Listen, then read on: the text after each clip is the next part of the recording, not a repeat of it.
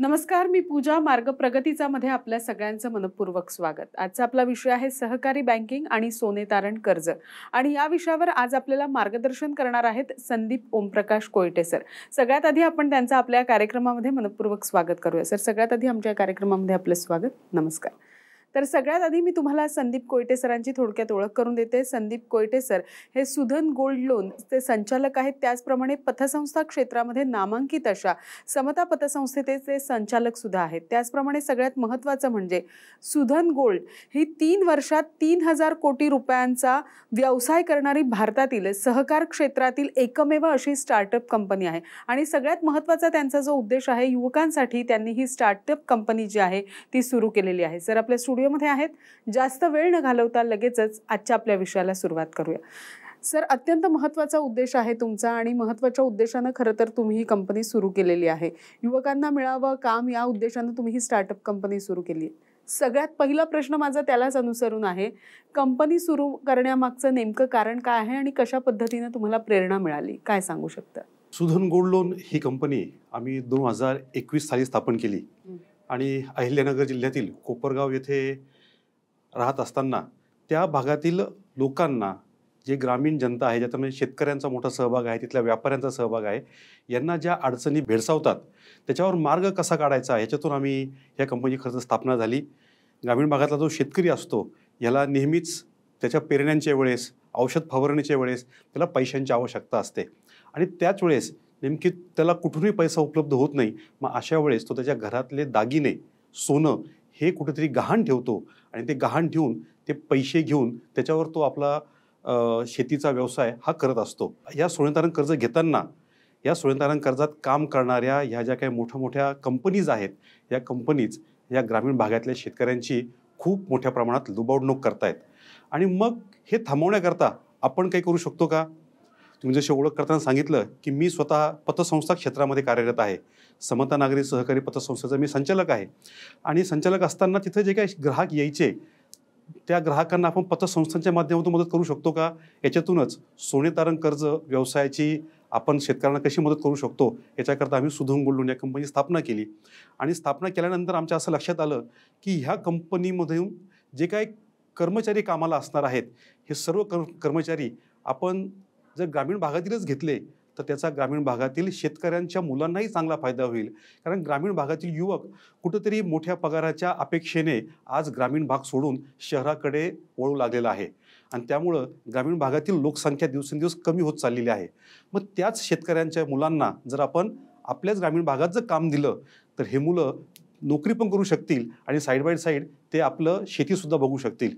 या उद्देशाने आम्ही ह्या कंपनीची खरं तर स्थापना केली आणि शेतकऱ्यांना कसं कमीत कमी व्याजदरामध्ये सोनेतारण कर्ज मिळेल याच्याकरता आम्ही मोठ्या प्रमाणात प्रयत्न केला.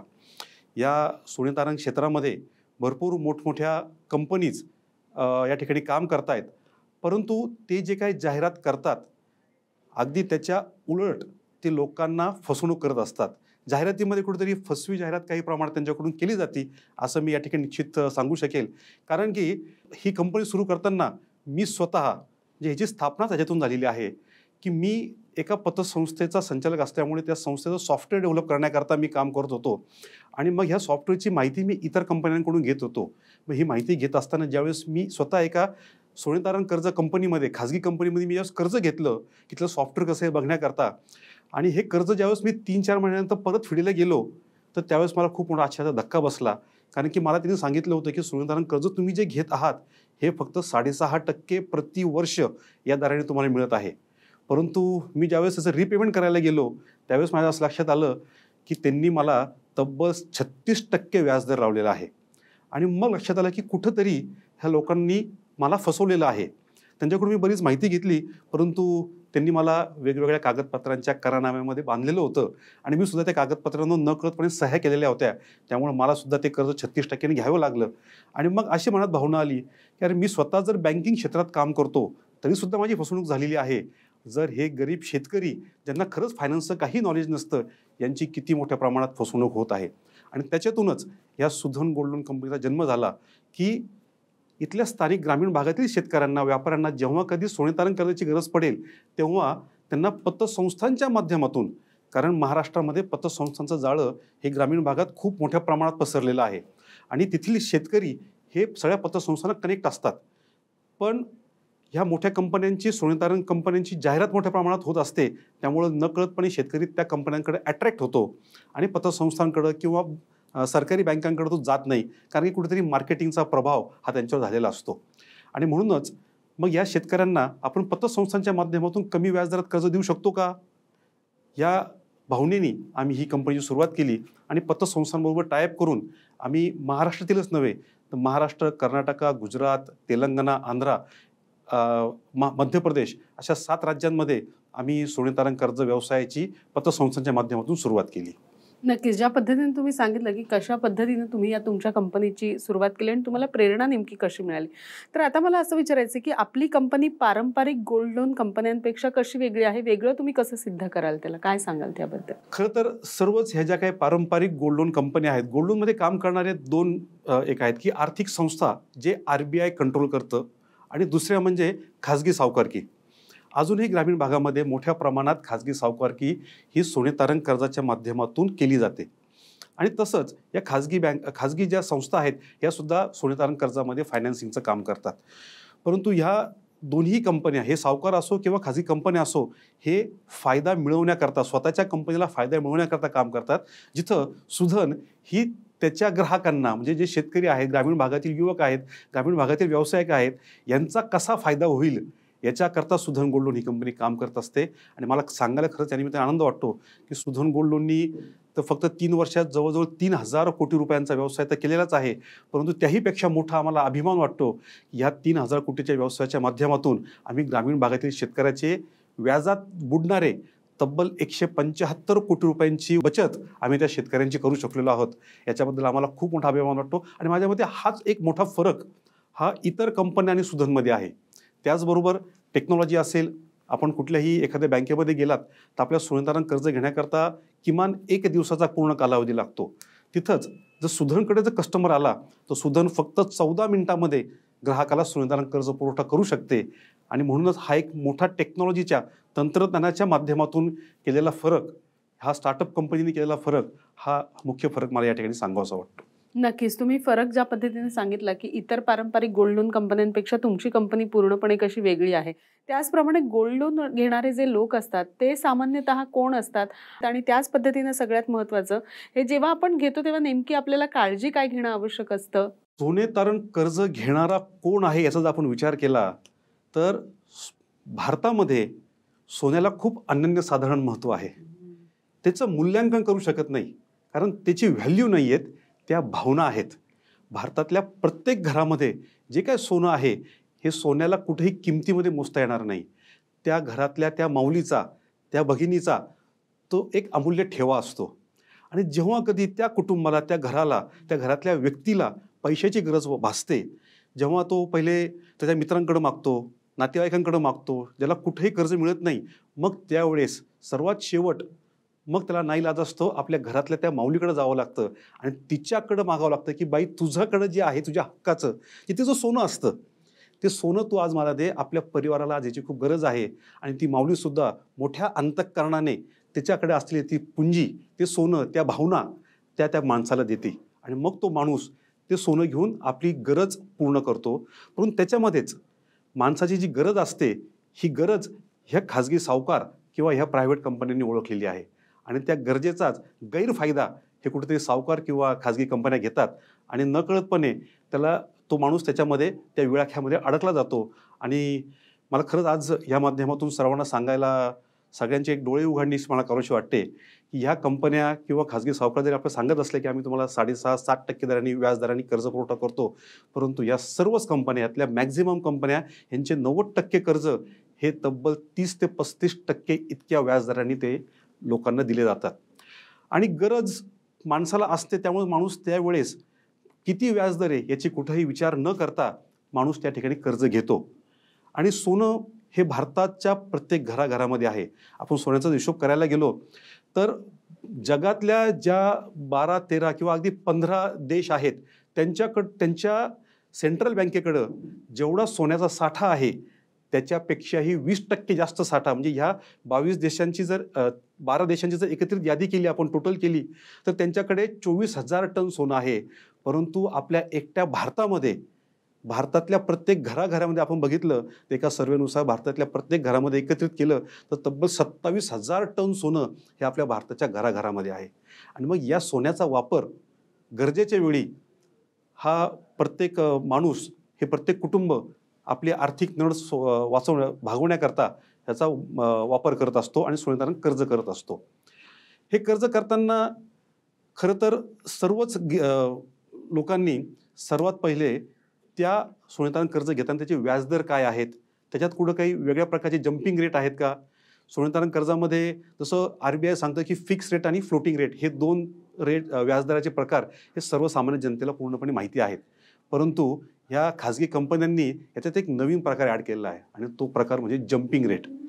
ही जम्पिंग रेटच्या माध्यमातून लोकांची जी फसवणूक होतीये ती कुठं आपली होऊ नये याच्याकरता लोकांनी काळजी घेतली पाहिजे. आणि सोनेतारण कर्ज घेताना तिथले व्याजदर कसे आहेत, मी त्याचा मंथली व्याजदर भरू शकणार आहे का, मी जर मंथली व्याजदर भरू शकणार नसेल तर मी प्रोडक्ट चेंज केला पाहिजे. जिथं मी बुलेट पेमेंट करणार आहे, फक्त कर्ज संपणार आहे त्याच वेळेस मी कर्जाचा परतावा देणार आहे, याचा पद्धतीने त्यांनी प्रोडक्ट सर्च केले पाहिजेत आणि तसं त्यांनी सोनेतारण कर्ज केले पाहिजेत.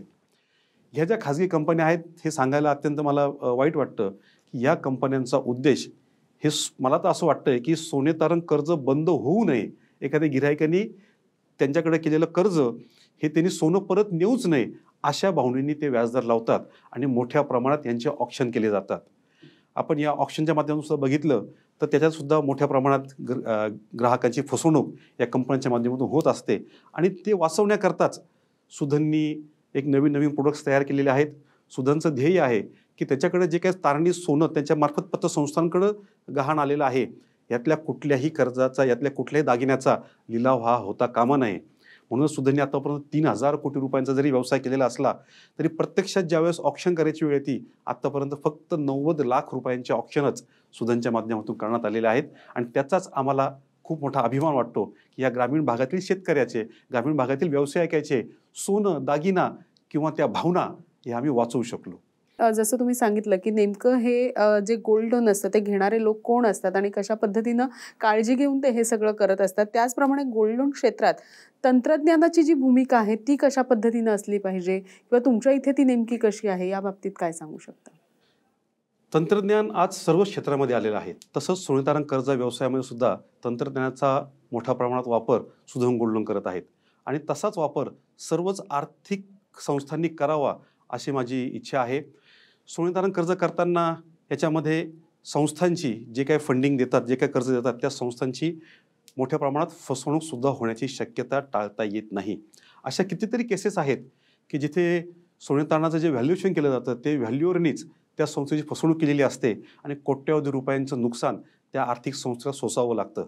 मग हे सगळ्या गोष्टी, अशी फसवणूक आपण सर्वजण जर तंत्रज्ञानाचा वापर केला तर आपण निश्चित ही होणारी फसवणूक वाचवू शकतो. निश्चितच सुधन गोल्ड लोननी सुद्धा ज्यावेळेस सोनेतारण कर्जाचा व्यवसाय सुरू केला, सुधन गोल्ड लोन ही एक स्टार्टअप कंपनी आहे आणि स्टार्टअप कंपनी असल्यामुळे त्यांनी तंत्रज्ञानाचा कसा जास्तीत जास्त वापर करता येईल याचाच नेहमी विचार केलेला आहे. आणि या तंत्रज्ञानाच्या मुळेच सुधन हे फक्त 14 मिनिटांमध्ये सोनेतारण कर्ज देऊ शकतं. आणि 14 मिनिटात जरी सोनेतारण कर्ज दिलं असलं तरी याच्यामध्ये पेपरवर्क, जसं पर्यावरणपूरक व्यवसाय करायला पाहिजे म्हणून सुधननी ठरवलं की याच्यामध्ये विदाऊट पेपर आपण कामकाज करायचं आहे. म्हणून जे सोनेतारण कर्ज ग्राहकांना दिलं जातं याच्यामध्ये कुठेही पेपरचा वापर केला जात नाही. त्यांच्या आधारच्या माध्यमातून त्यांचे डिजिटल सिग्नेचर घेतले जातात आणि त्याचंच ॲप्लिकेशन प्रत्येकाच्या मोबाईलवर अपलोड करून दिलं जातं. त्याच्या माध्यमातून ग्राहकांच्या सह्या वगैरे होतात. त्यामुळे कुठेही पेपरचा वापर याच्यात केला जात नाही. अशा वेगवेगळ्या प्रकारचे तंत्रज्ञान हे सुधनच्या माध्यमातून केलेले आहेत. प्रत्येक जे काही सोनेतारण कर्ज होतं या प्रत्येक सोनेतारण कर्जाचे इमेजेस, फोटो हे ग्राहकाला वेळोवेळी दिसू शकतात. त्याची जी स्टोरेज सिस्टीम केलेली आहे ही सुद्धा एक अत्यंत आधुनिक पद्धतीचं सुधननी कामकाज करून हे स्टोरेज सिस्टीमसुद्धा डेव्हलप केलेली आहे. आणि त्याच्यामुळंच महाराष्ट्रातील वेगवेगळ्या पतसंस्था असो किंवा वेगवेगळ्या खाजगी बँका असो, या खाजगी बँकासुद्धा सुधनबरोबर यांनी भागीदारी केलेली आहे आणि सुधनबरोबर ते सोनेतारण कर्जाचा व्यवसाय करत आहेत. नक्कीच. ज्या पद्धतीने तुम्ही सांगितलं की तुमच्या कंपनीने तंत्रज्ञानाचा वापर कसा मोठ्या प्रमाणावर केलेला आहे, त्याचप्रमाणे पतसंस्थांना जे आहे ते सुधन बरोबर भागीदारी करून नेमका काय फायदा होऊ शकतो किंवा काय फायदा होईल भविष्यात? पतसंस्थांनी खरं तर सोने तारण कर्ज हा व्यवसाय हा ग्रामीण भागाशी मोठ्या प्रमाणात जोडलेला आहे आणि ग्रामीण भागामध्ये पतसंस्थांचं जाळं खूप मोठ्या प्रमाणात पसरलेलं आहे. त्यामुळं सर्वच पतसंस्थांनी आता सोने तारण कर्ज व्यवसायाकडे आपलं कामकाज केलं पाहिजे. परंतु हे कामकाज करताना पतसंस्थांना मोठ्या प्रमाणात दक्षता खूप घ्यावी लागते, कारण की त्याच्यात त्यांची फसवणूक होऊ शकते. आणि ही गोष्ट लक्षात घेऊनच सुधननी ज्यावेळेस कामकाजाला सुरुवात केली तेव्हापासून ठरवलं की पतसंस्था कुठेही अडचणीत न येता हे कामकाज झालं पाहिजे. म्हणून सुधन एंड टू एंड संपूर्ण सोने तारण कर्जाची जबाबदारी घेऊन सुधन हे काम करतं. म्हणजे एखाद्या पतसंस्थेबरोबर सुधननी जर टायअप केलं आणि त्या पतसंस्थेमध्ये एखाद्या गिरायकाने जर खोटं सोनं ठेवलं तर त्याची सुद्धा जबाबदारी ही सुधन स्वीकारत असतं. त्यामुळे पतसंस्थेला कुठंही आर्थिक नुकसान होणार नाही याची जबाबदारी घेऊन सुधन काम करतं. त्यामुळं खरं पतसंस्था क्षेत्राने आता सुधनबरोबर काम करायला सुरुवात केली पाहिजेत. आणि त्याचबरोबर टेक्नॉलॉजी सुधननी एवढी डेव्हलप केलेली आहे की प्रत्येक क्षणाचं प्रत्येक मिनिटाचं ऑडिट हे सुधनच्या माध्यमातून होत असतं आणि त्याचाच फायदा हा इतर ज्या सुधनबरोबर टायप होणाऱ्या पतसंस्था आहेत त्यांनासुद्धा मिळतो. त्यामुळे सर्वच पतसंस्थांनी माझी ती इच्छा आहे की ग्रामीण भागातीलच नव्हे म्हणजे महाराष्ट्रातील आंध्र, तेलंगणा, कर्नाटक संपूर्ण भारतातील विविध पतसंस्था आत्तापर्यंत सुधनला जॉईन झालेल्या आहेत. अजूनही पतसंस्थांनी सुधनला जॉईन व्हावं असंच मी या निमित्ताने खरं सांगू शकेल. नक्कीच. त्याचप्रमाणे सगळ्यात महत्त्वाचं आपल्या कंपनीचं दीर्घकालीन भविष्य जे आहे ते कशा पद्धतीचं आहे किंवा भविष्यात तुमची कंपनी नेमकं काय देणार आहे, कशा पद्धतीचं काम करणार आहे, याबाबत तुम्ही नेमका काय विचार केला आहे? ही कंपनी खरं तर मॅक्झिमम सहकार क्षेत्रामध्ये काम करत आहेत की आत्तापर्यंत सहकार क्षेत्रामध्ये कुठलीही स्टार्टअप कंपनी, आज भारतामध्ये इतक्या मोठ्या प्रमाणात स्टार्टअप क्रिएट झाले, परंतु कुठलाही एक स्टार्टअप हा सहकार क्षेत्राकरता काम करतोय असा स्टार्टअप आत्तापर्यंत जन्माला आला नाही. आणि ते काम सुधननी केलं की सहकार क्षेत्रामध्ये येऊन त्यांनी आधुनिक तंत्रज्ञानाचा वापर करून त्याचा फायदा सहकार क्षेत्राला कसा होईल, पतसंस्थांना कसा होईल याच्याकरता सुधन काम करत आहे. आणि भविष्यात सुद्धा अजूनही या सोने तारण कर्ज व्यवसाय असो किंवा पतसंस्थांच्या टेक्नॉलॉजीचा विषय असो याच्याकरता सुद्धा मोठ्या प्रमाणात काम करणार आहे. आणि मला खरं सांगायला आनंद वाटतो की याच ग्रामीण भागातील युवकांनी एकत्र येऊन फक्त 3 वर्षामध्ये स्टार्टअपच्या माध्यमातून 3,000 कोटींचा व्यवसाय करणं ही खूप अभिमानाची गोष्ट महाराष्ट्रातील ह्या ग्रामीण युवकांना आहे. आणि याच्याच माध्यमातून अजूनही आम्ही पुढील 5 वर्षामध्ये जर विचार केला तर संपूर्ण भारतामध्ये या सुधन गोल्ड लोनचं जाळं कसं पोचू शकेल याच्याकरता आम्ही प्रयत्न करणार आहोत. आणि त्या जाळ्यामार्फतच भारतातील प्रत्येक ग्रामीण भागातील शेतकऱ्याला असो, व्यावसायिकांना असो, सोने तारण कर्जाच्या माध्यमातून कसा फायदा देता येईल याच्याकरता आम्ही प्रयत्नशील आहोत. निश्चितच आता पतसंस्थांबरोबरच सुधन हे खाजगी बँका असो किंवा नॅशनलाइज बँका असो यांच्याबरोबर सुद्धा त्यांनी टायअप करायचं कामकाज सुरू केलेलं आहे. आणि लवकरात लवकर भारतातील प्रत्येक गावात, प्रत्येक खेड्यामध्ये सुधन हे आपल्याला दिसेल याबाबत आम्हाला निश्चित खात्री आहे. त्याचप्रमाणे आपली जी कंपनी आहे, जसं तुम्ही म्हणालात की आता ही स्टार्टअप कंपनी आहे, तर आपली कंपनी सामाजिक बांधिलकी म्हणून नेमकं काय कार्य करते किंवा आत्तापर्यंत तुम्ही सामाजिक बांधिलकी म्हणून काय काम केलेलं आहे? सामाजिक बांधिलकी म्हणून सुधननी खूप मोठी जबाबदारी घेतलेली आहे. सुधनचं जे मुख्य कार्यालय अहिल्यानगरमधील कोपरगावला आहे, कोपरगावच्या जवळ शिर्डी आहे. आणि शिर्डीमध्ये सुधनच्या माध्यमातून आम्ही एक अनाथालय चालवतो. त्याला आम्ही साई आश्रय असं नाव दिलेलं आहे. आणि खरं तर सांगायला आनंदही होतो आणि दुःखही होतं की त्या अनाथालयामध्ये आज आम्ही तब्बल 162 मुला-मुलींचा सांभाळ करतो. त्याचबरोबर 64 सिनियर सिटीजन त्यांचे वृद्धाश्रम आम्ही त्या ठिकाणी चालवतो. एक खूप मोठ्या प्रमाणात सामाजिक काम हे सुधनच्या माध्यमातूनच नव्हे, सुधनबरोबरच आमचे जे काही सहकारी संस्था आहेत या संस्थांच्या माध्यमातून त्या ठिकाणी आम्ही अनाथालय चालवतो. आणि आज मला या निमित्ताने तुमच्या सगळ्यांपर्यंत पोहोचायचा चान्स मिळाला की आमचं हे जे काही साई आश्रय नावाचं ऑर्फनेज आहे, वृद्धाश्रम आहे, त्या ठिकाणी महाराष्ट्रातील तुम्ही सर्वांनी जर भेट दिली तर तिथील जे छोटे छोटे बालगोपाळ आहेत त्यांना खूप आनंद होईल. त्या ठिकाणी जे आजी आजोबा आहेत त्यांनाही खूप मोठ्या प्रमाणात आनंद होईल. तर ही कुठेतरी आपल्या सर्वांचीच एक सोशल रिस्पॉन्सिबिलिटी आहे आणि आपण सर्वांनीच त्याच्यामध्ये सहभाग घ्यावा. आणि सुधनच्या मार्फत जे काय अनाथालय चालतंय त्याला तुम्ही सगळ्यांनी भेट द्यावी. अशाच प्रकारचे अनेक उपक्रम हे सुधनच्या माध्यमातून एक सामाजिक बांधिलकी म्हणून केले जातात. रक्तदान शिबिर असेल, गावांचं सुशोभीकरण असेल, तिथली शाळेतील मुलांना मदत असेल, अशा प्रकारचे विविध उपक्रम हे सुधनच्या माध्यमातून व्यवसायातून जो काय नफा होतो त्या नफ्यातून हे सर्व उपक्रम केले जातात. नक्कीच सर. आज तुम्ही इथे आलात आणि कशा पद्धतीनं युवकांना रोजगार मिळावा किंवा त्यांची समृद्धी व्हावी पुढे भविष्यात, यासाठी तुम्ही कशा पद्धतीनं तुमची ही स्टार्टअप कंपनी सुरू केलेली आहे. गावाखेड्यात तुम्ही कशा पद्धतीनं काम करता आणि शेतकऱ्यांना मुळात कशा पद्धतीनं मदत करता, या सगळ्याबद्दलची खूप छान माहिती आणि एकंदरीत तुमच्या कंपनीबद्दलची खूप छान माहिती आमच्या प्रेक्षकांना दिली. त्याबद्दल आपले मनःपूर्वक आभार. नमस्कार. नमस्कार. मार्ग प्रगतीचा मध्ये आज आपण इथेच थांबतोय. तुम्ही मात्र कुठेही जाऊ नका. पाहत रहा TV9 मराठी.